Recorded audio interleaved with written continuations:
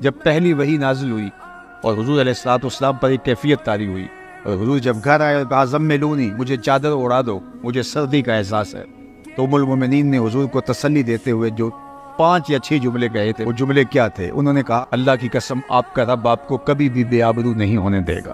کیوں؟ اب سن لیجئے، یہ حضور کی سیرت کے 5 نمایاں پہلو ہیں، اور یہ ہم سنے بھی، لیکن میں چاہوں گا کہ سنتے سنتے میں اور آپ اپنا جائزہ لیں کہ کیا ہم نے اپنے نبی کی محبت میں اپنے اندر یہ 5 وصف پیدا کر لیے ہیں؟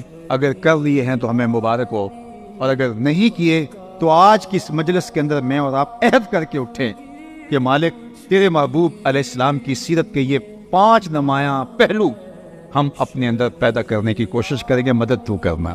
یہ 5 خوبیاں حضور کی انہوں نے بیان کی۔ سب سے پہلی، آپ رشتہ داروں کے ساتھ سلوک اچھا کرتے۔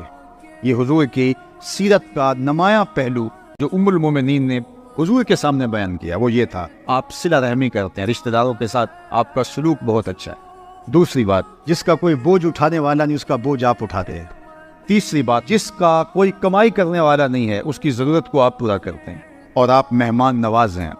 اور 5ویں چیز، اللہ کے راستے میں کوئی مشکل میں پھنس جائے تو آپ اس کے ساتھ کھڑے ہوتے دکھائی دیں۔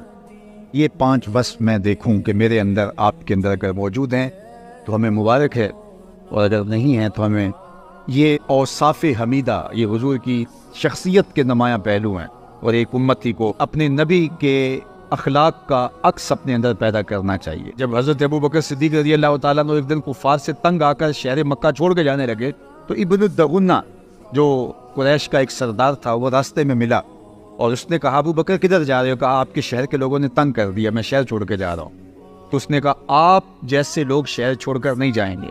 ابن الدغنہ نے کہا کہ میں آپ کو پناہ دیتا ہوں، آپ جیسے لوگ شہر چھوڑ کے نہیں جائیں گے۔ کیوں؟ آپ صلہ رحمی کرتے ہیں اور لوگوں کا بوجھ اٹھاتے ہیں۔ جس کا کوئی بوجھ اٹھانے والا نہیں، جس کا کوئی کمانے والا نہیں، اس کے لیے کمائی کرتے ہیں۔ حضرت ابوبکر صدیق کو ابن الدغنہ نے کہا کہ تمہارے اندر یہ وصف ہیں، اور جس شخص کے اندر ایسے وصف ہوں اس کو شہر نہیں چھوڑ کے جانا چاہیے ورنہ شہر اجڑ جائیں گے۔ تو جو وصف میرے حضور کے تھے، ابن الدغنہ نے کہا کہ وہ وصف ابو بکر میں ہیں، تو ابو بکر تو شہر چھوڑ کے نہیں جائے گا، تم مکے میں ہی رہو گے۔ اب یہ تھا حضور علیہ السلام کی محبت کا عکس ہے۔ میں اور آپ ہم کہتے ہیں ہم حضور علیہ السلام کے عاشق ہیں، لیکن یہ صرف ہم زبان اور ہونٹوں سے کہتے ہیں، یہاں سے لفظ نکلتے ہیں فضا میں بکھر جاتے ہیں، ہمارے کردار کے ساتھ کوئی جڑ کے دیکھے تو ہم کچھ اور ہوتے ہیں، کردار حضور کا کچھ اور ہے۔ تو اگر ہم واقعی عاشق رسول ہیں تو یہ 5 وصف ہمارے اندر ہوں، اور باقی بھی اوصاف جو حضور کے ہیں ان کا عکس ہمارے اندر پایا جائے۔ کم از کم یہ وصف تو ہماری زندگی کا لازمہ ہے، ایک عاشق رسول کا نصاب ہے۔